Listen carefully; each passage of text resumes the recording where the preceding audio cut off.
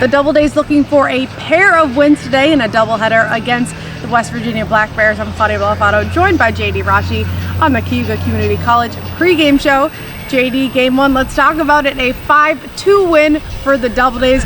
Overall, a great performance, a great overall team performance, which I think was really needed. They got into that rhythm hitting early, great performance from the pitching staff, and that's the kind of win they really needed. I think this was the most complete game that the Doubledays have played in probably the last month or so. We've been well documented about how much they've struggled in this month of August toward the end of the season, dropping into the lower echelons of the New York Penn League, but they put together a really great performance yesterday. I thought the pitching was awesome. Eddie Jean, the 18-year-old, he was absolutely stellar. 5 innings, only 2 runs allowed. One of those runs was unearned. He was really, really good. Commanded the strike zone pretty well. Had 4 walks, but that's to be expected for an 18-year-old. The fastball, though, was popping in there, 93, 95 at times. Really, really good stuff. There was one pitch specifically. He jammed a guy in on the hands at 94 miles an hour. As an 18-year-old doing that, throwing that pitch to a left-handed batter, that shows the reason he's at this level at the age of 18. It also shows the kind of promise he has as we move forward. Outside of him, in terms of the pitching, Jordan Bacco and Trey Turner were both awesome. Bacco comes in, throws 2 shutout innings at the end of the game, and Trey Turner comes in and slams the door shut. Guy that has really struggled this season since coming down from Hagerstown, but was really much improved yesterday. The walk has been the biggest problem for him. No walks yesterday. No walks, 5 Ks, all 5 of them coming straight in a row. He was fantastic.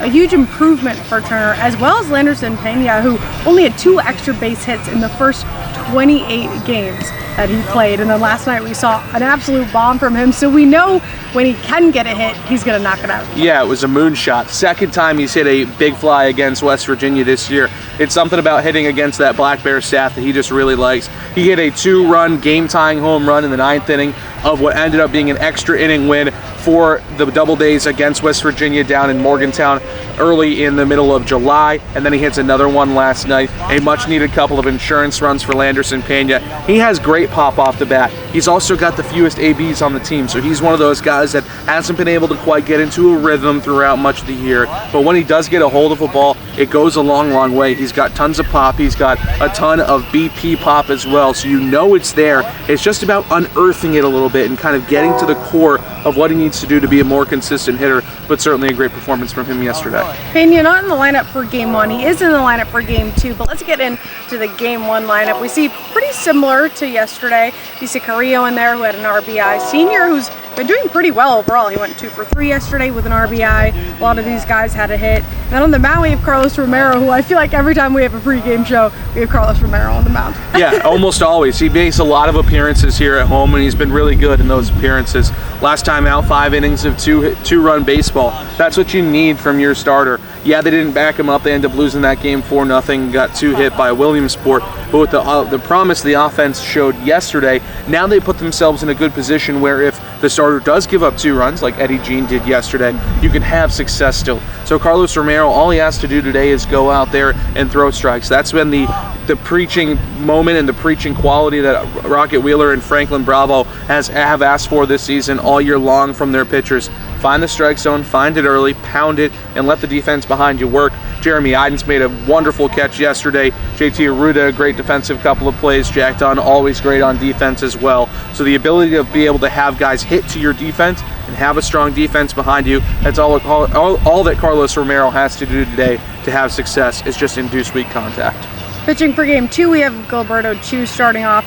And let's talk about some of these changes in the lineup. We have Alou in the 3-hole replacing Carrillo, Dunn moving up to the 5-hole. We see Idens in there. We see Pena at the bottom of the lineup. Hopefully he hits another bomb today. But who are you excited to see play? I think there are a lot of guys that are really swinging the bat well right now. JT Arruda is certainly one of those guys. Been swinging a hot bat, still gets on base, leads the team in walks. Fantastic player. And then you look at a guy like Onyx Vega, leads the team in RBIs. Had another RBI yesterday. Had a double yesterday. All this guy does is drive in runs, and he does it at such an impressive clip. And then, of course, like you mentioned, Eric Sr. as well. He's been swinging a hot bat the last couple of days. An RBI single for him yesterday, the only multi-hit game for Auburn last night. He has a lot of potential, a lot of promise. This is a really exciting time if you're the Washington Nationals, because there are a lot of guys that are showing promise toward the end of the season. Absolutely. And I just want to mention all the runs that we had yesterday came off of that starter Michael Burrow, and today We have two different starters, and we can't overlook that this team is good. We know this team is good, and we have not been having as much luck, so we can't overlook that. What's kind of the biggest threat to us today? I think it's the fact that this lineup is getting back, the West Virginia lineup that is getting back their all-stars, guys that really can put a hurting on a baseball. A Blake Sable, a Jared Triolo, guys like that. We know Will Matheson, who didn't end up being an all-star this year for West Virginia, but is hitting over 400 against the Doubledays this year. All three of those guys are in the lineup in game 1 against the Doubledays today. So having those guys and having that ability to score runs in a hurry and really putting a hurting on the Auburn early. Auburn needs to get off to a good start like it did yesterday offensively, because with a guy like Carlos Romero who might give up a couple of runs, you're going to need the offense to back him up today. Doubleheader today, continuing the series against the West Virginia Black Bears. First pitch set for 5 p.m. I'm Claudia Belafato. He's JD Rachi. Don't forget to listen to all the action on FingerLakes1.com. Thanks for watching, guys.